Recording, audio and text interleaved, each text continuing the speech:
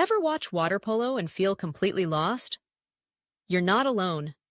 Most people see players splashing around and have zero clue what's actually happening. But here's the thing. Water polo is way simpler than it looks once you know the basics.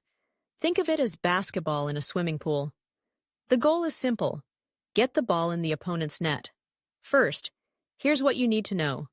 7 players per team, 6 field players, plus 1 goalie. Players can only use one hand to touch the ball, except the goalie.